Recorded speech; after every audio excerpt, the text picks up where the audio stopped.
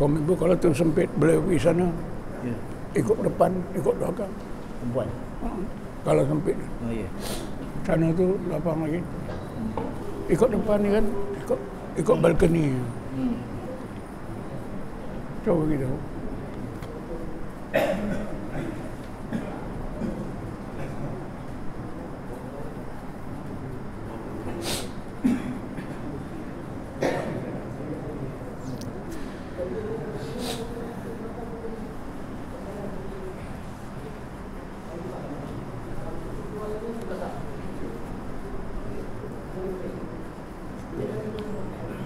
Masuk, dah bagi tu.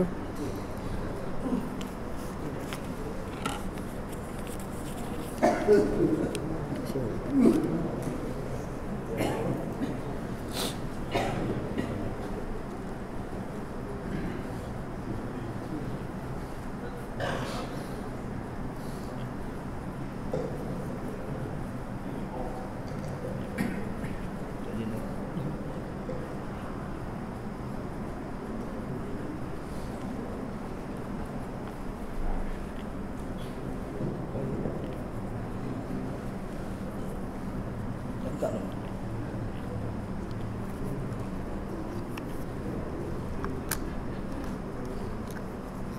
Keluar.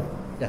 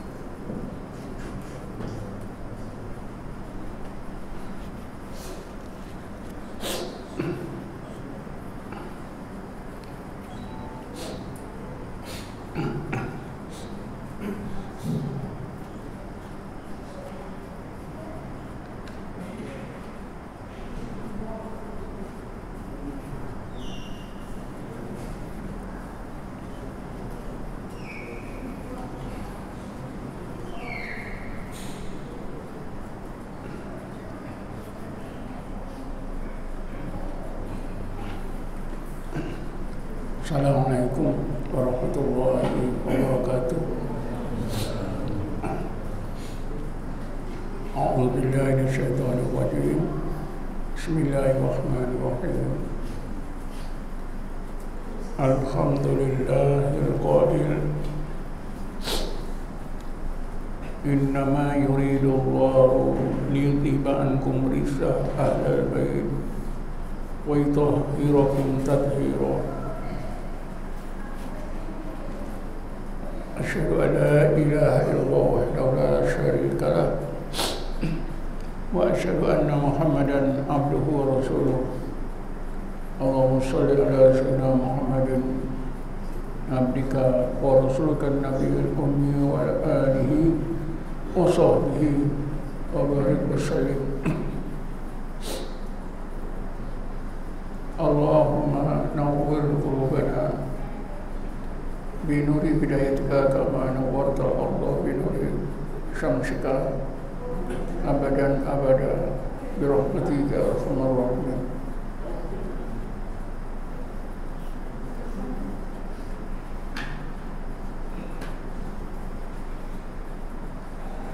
Tuan-tuan dan puan yang dirahmati Allah sekalian,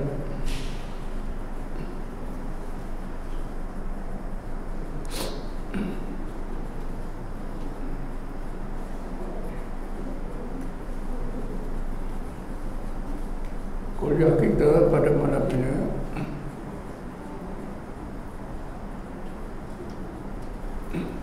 kita mulakan dengan kisah kisah yang berlaku pada zaman Nabi Allah Nuh alaihissalam.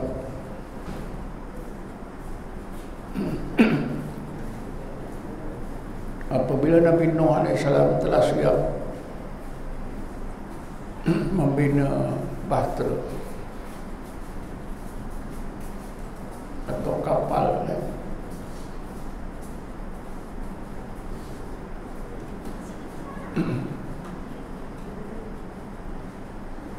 maka air pun membanjiri bumi ketika itu. Air terus naik karena air keluar daripada bumi dengan banyaknya. Ketika itulah anak lelaki Nabi Nuh alaihissalam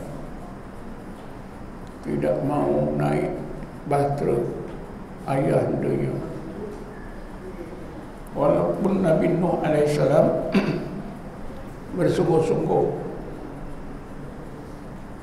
meyakinkan nasibnya yang buruk sekiranya dia tidak mau naik kapal. Macam-macam alasan yang diberikan oleh anaknya atau puteranya atau anak lelakinya.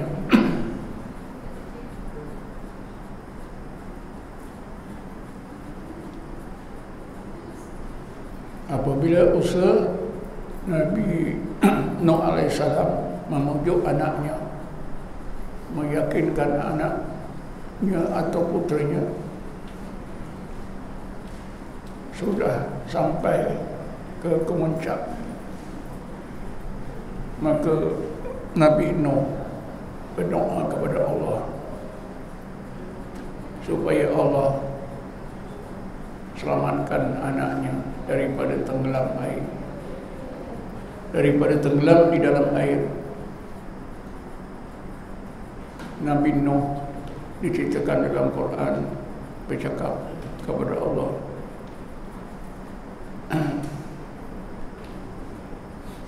Inna bani min ahlik. Nuh berkata, sesungguhnya anak lelakiku itu ialah ahliku.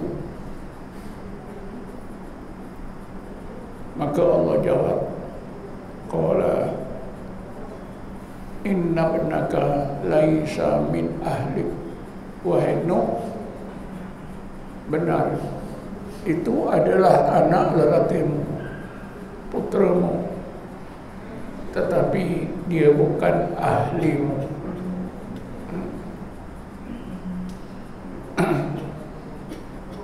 Walaupun cerita ini nampaknya ringkas,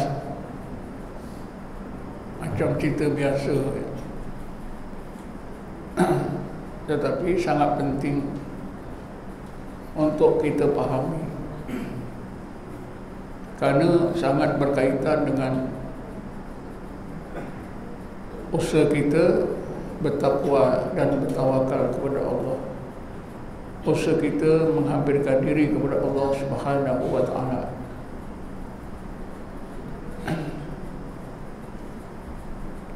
Ada dua istilah yang boleh kita anggap sebagai anak kunci dalam kejadian tersebut. Pertama, Ibnun, yang digunakan oleh, yang disebut oleh Allah dalam ayat di mana Nabi Allah Nuh menyebutkan, Inna bani, sesungguhnya anak lelakiku itu, Ibnun.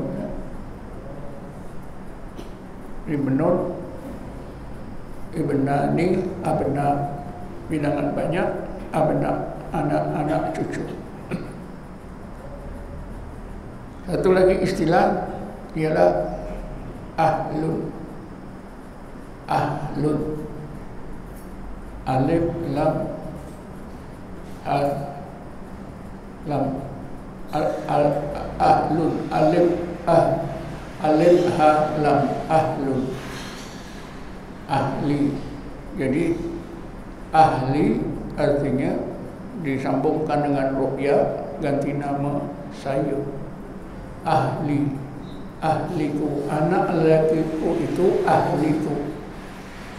Maka Allah jawab, qala inna ibnaka, sesungguhnya anak lelaki engkau itu laisa min ahlik, bukan ahlimu, wahai Nuh. Innahu amalun ghairu salih, karena anak lelakimu itu melakukan perbuatan yang bukan betul, bukan soleh, tapi toleh. Kalau toleh artinya jahat, kalau soleh artinya baik. Jadi ada dua istilah tuan-tuannya. Ibnun, bilangan banyaknya abna. Kalau disebut ibni, anak lelakiku. Kalau anak-anak cucuku, abnai, anak cucuku.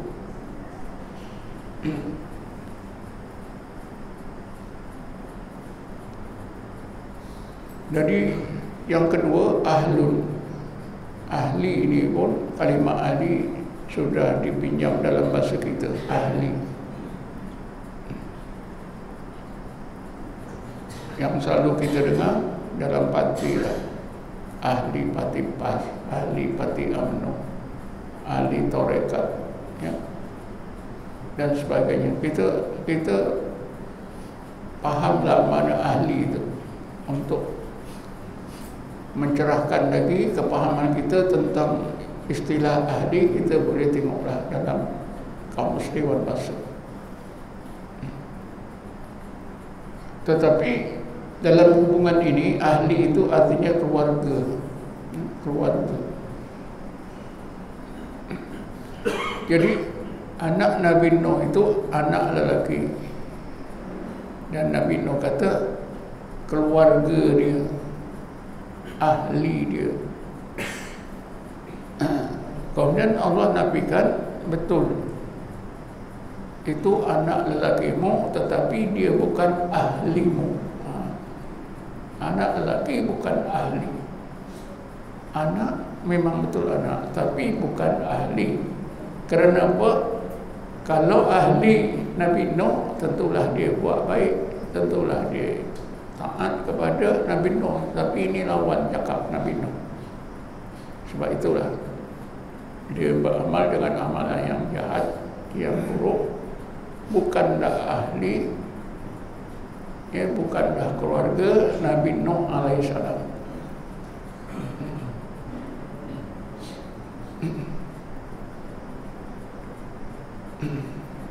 Kemudian dalam mukadimah ucapan saya tadi, saya ada bacakan satu ayat, sebagian ayat.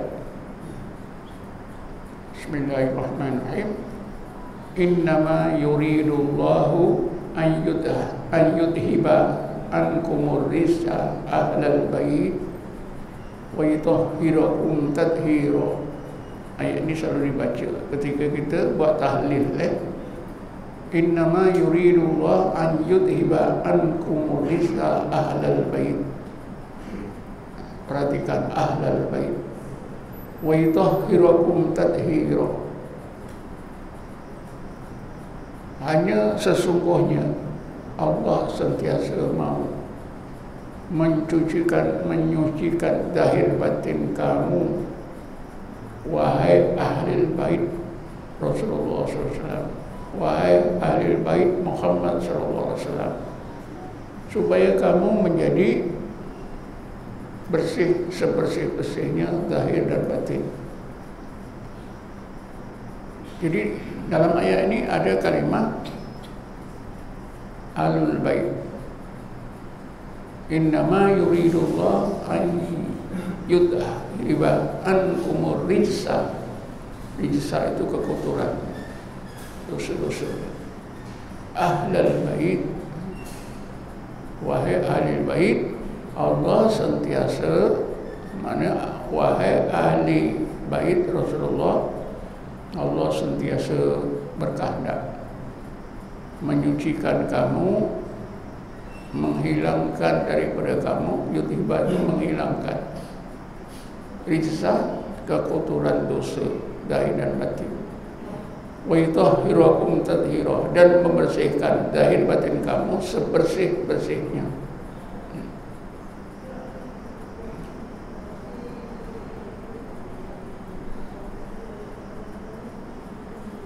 Tentulah ahlul bait yang disebut di sini anak cucu Nabi Muhammad. Mereka yang ada berkaitan dengan Nabi Muhammad, bak saudara Nabi Muhammad, sepupu Nabi Muhammad dan sebagainya. Itu ahlul bait ya, Rasulullah SAW.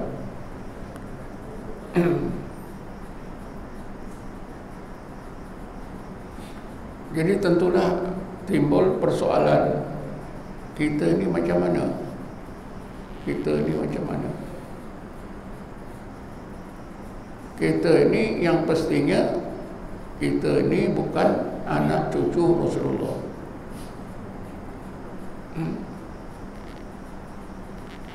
Kalau anak cucu Rasulullah, anak Rasulullah, mereka ni keturunan dari Sayyidina Hasan dan Husain. Karena itulah dua orang cucu Nabi yang hidup, yang kemudian ya berkahwin dan ada anak cucu sampai sekarang. Jadi anak cucu Rasulullah ini pada masa sekarang dikenali dengan panggilan Sayyid, dan yang lebih tepat lagi Habib. Bila seseorang itu bertaraf Habib, dia memang anak cucu Rasulullah SAW. Kalau betul, tapi mungkin juga ada orang yang bukan anak cucu Rasulullah, bukan keturunan Sayyidina Hasan dan Husain, dia gelarkan dirinya Habib. Itu biasalah, itu biasa. Tapi kalau Sayyid yang sebenar, Habib yang sebenar, memanglah itu anak cucu Rasulullah SAW. Jadi kita ini bukan Sayyid, bukan Habib, bukan anak cucu Rasulullah.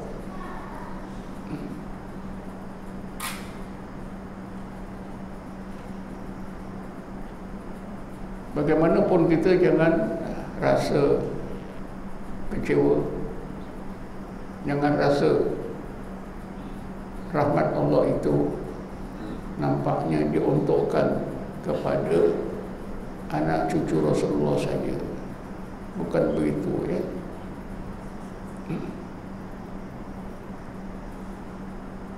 Anak lelaki Nabi Nuh diakui oleh Allah memang anak lelakinya. Kalau sekarang ni kita boleh Habib lah, Sayyid lah ya. Tetapi dia bukan ahli, bukan ahli baik Nabi Nuh. Umat Nabi Nuh yang percaya, beriman kepadanya, walaupun mereka bukan anak cucu Nabi Nuh, mereka kerana beramal soleh, beriman, mereka adalah ahli bait Nabi Nuh alaihissalam. Begitu juga walaupun kita ini bukan keturunan Rasulullah daripada Sayyidina Hasan dan Husain, bukan Sayyid, bukan Habib, tetapi kita masih diberi peluang oleh Allah sebagai ahli bait Rasulullah SAW.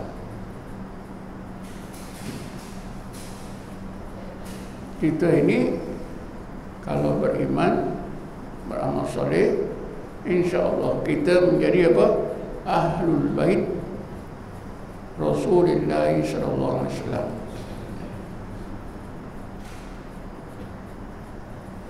Umat Nabi Muhammad, kalau dia seorang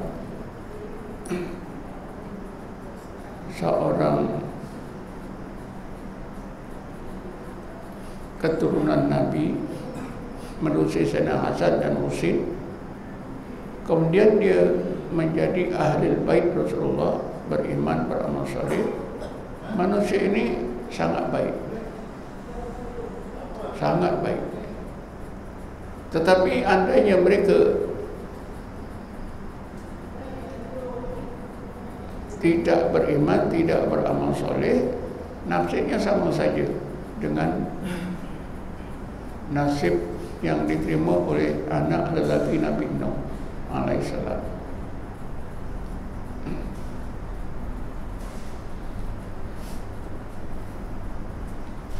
Jadi umat Nabi Muhammad yang terbaik, ya, dari segi keturunan darah, keturunan Rasulullah. Sesudah itu dia menjadi ahli bait Rasulullah, beriman, beramal saleh kepada Rasulullah SAW. Inilah terbaik. Tapi kita yang bukan darah keturunan dari Rasulullah, sekiranya kita beriman, beramal saleh, kita menjadi ahli bait Rasulullah SAW. Maka timbullah, ya, istilah apa dia? Rasulullah itu adalah bapa besar semua orang-orang mukmin dan mukminat. Karena itulah istri-istri Nabi pun digelarkan oleh Allah di dalam Quran dengan gelaran ummahatul mukminin wa azwajuhu ummahatul mukminin. Istri-istri Rasulullah itu adalah ibu bagi seluruh orang mukmin. Kenapa? Karena seluruh orang yang beriman adalah ahlul bait Rasulullah SAW, walaupun mereka bukan keturunan darah Rasulullah SAW.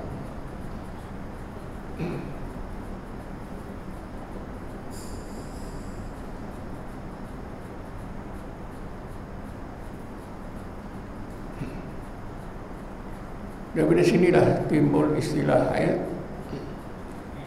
apa dia?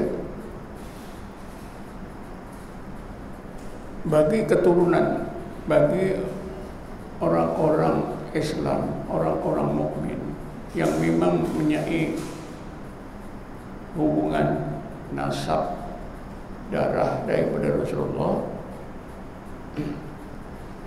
mereka ini diistilahkan sebagai ahlul bait hissi, secara hissi, secara zahir. Semua orang-orang yang beriman kepada Rasulullah juga digelarkan sebagai ahlul bait maknawi. Jadi Rasulullah SAW itu adalah bapa besar maknawi bagi seluruh umat Islam.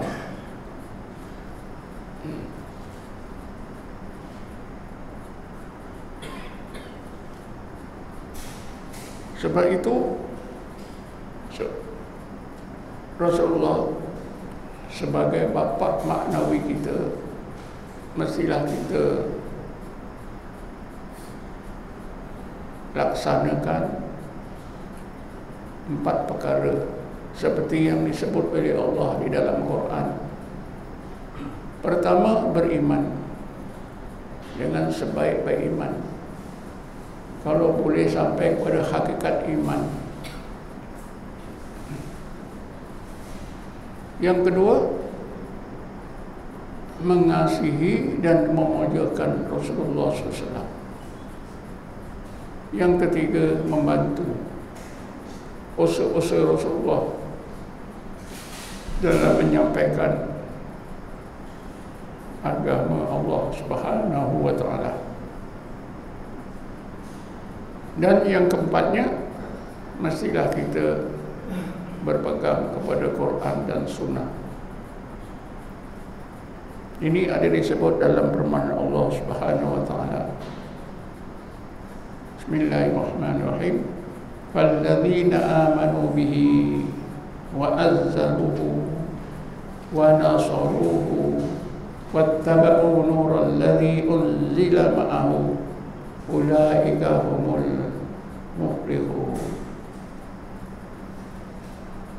Maka orang-orang yang beriman kepada Muhammad sallallahu alaihi wasallam, mengasihi dan memuliakannya dengan sebaik-baik kasih dan memuliakan,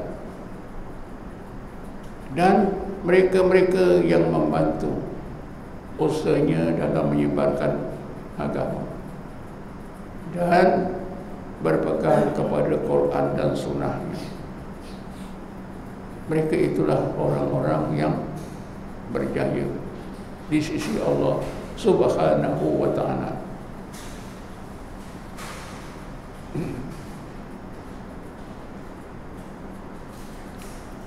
Jadi jelas ya, sekiranya kita dapat laksanakan 4 perkara ini sebaik-baiknya, maka kita menjadi orang yang berjaya, karena kita dianggap sebagai Ahlul Bait Rasulullah sallallahu alaihi wasallam.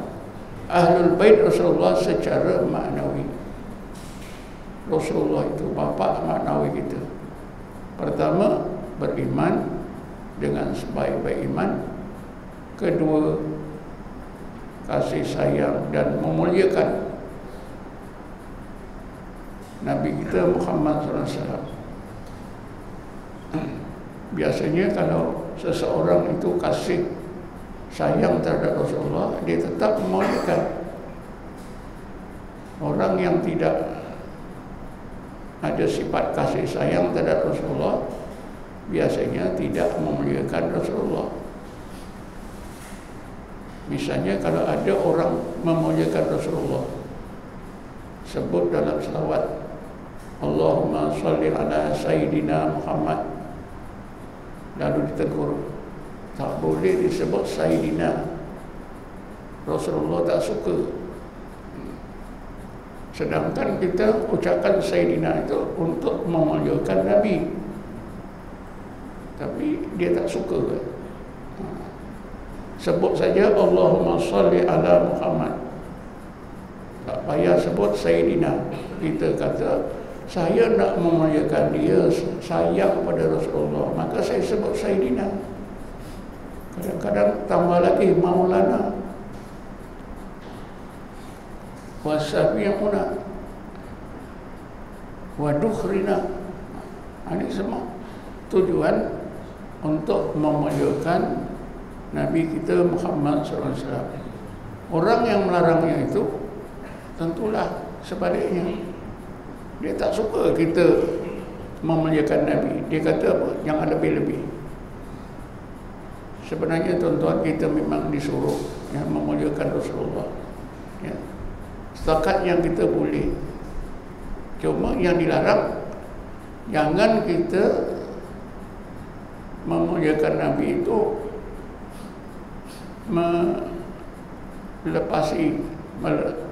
melepasi batas sehingga Rasulullah dianggap Tuhan, seperti dalam ajaran ilmu hakikat. Allah dan Muhammad itu dua nama yang berlainan tapi satu hakikat. Sifat Allah itu hanya satu, wujud saja. Sifat-sifat yang lain itu ada pada Nabi Muhammad. Nabi Muhammad itu sifat Allah. Nah, ini dah terlanjur memuliakan Nabi sudah melanggar batas, sehingga Nabi itu dianggap sebagai Tuhan. Seperti dalam agama Kristian, Nabi Isa itu dianggap Tuhan. Jadi dalam Islam memang kita dikehendaki memuliakan Rasulullah, tapi wajib menjaga batas-batas. Jangan sampai kita menganggap Rasulullah itu sebagai Tuhan, atau Rasulullah itu ada power, boleh itu, boleh begini. Di akhir zaman ni ramai orang-orang Islam menganggap Rasulullah ada power.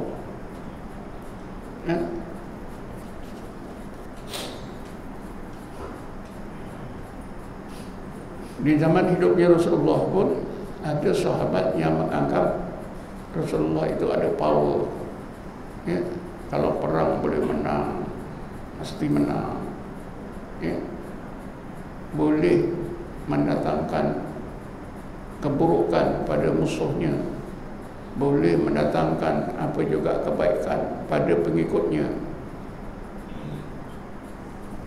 Nabi juga mempunyai apa itu kekayaan, lalu dinafikan oleh Allah. Bismillahirrahmanirrahim. Qul inni la amliku li nafsi naf'an wa la darran illa ma syaa Allah. Ya Muhammad, kau bagi tahu umatmu, sesungguhnya aku ni tak ada power untuk menimpakan keburukan atau memberi kebaikan. Kebaikan, keburukan yang aku terima itu semuanya kehendak Allah. Ini kan teras ya.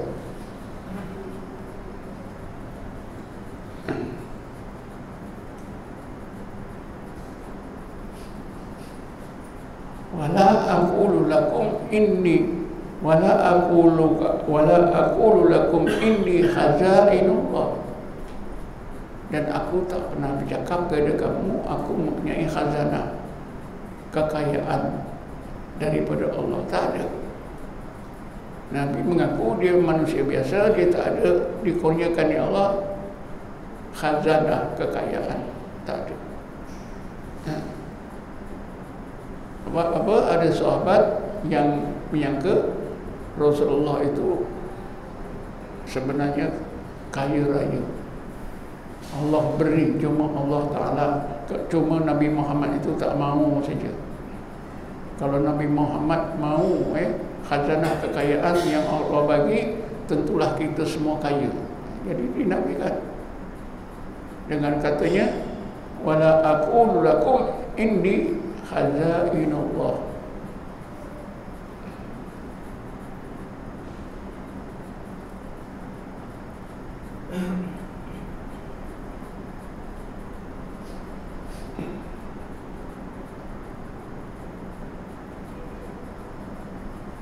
Jadi tuan-tuan,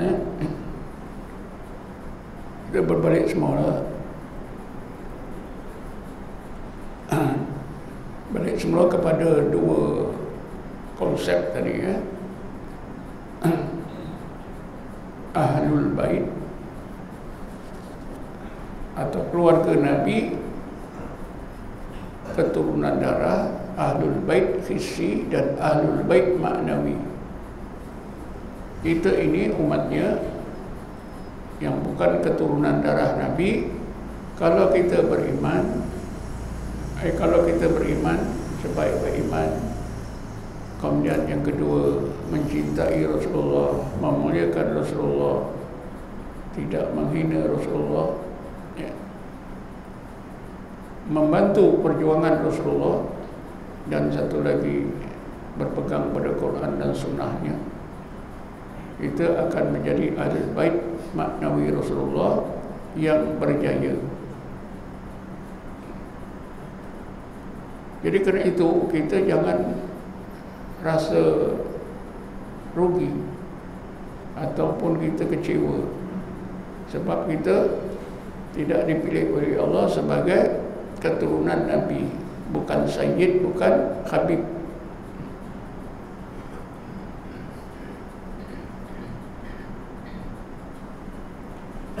Malahan mereka yang Sayyid dan Habib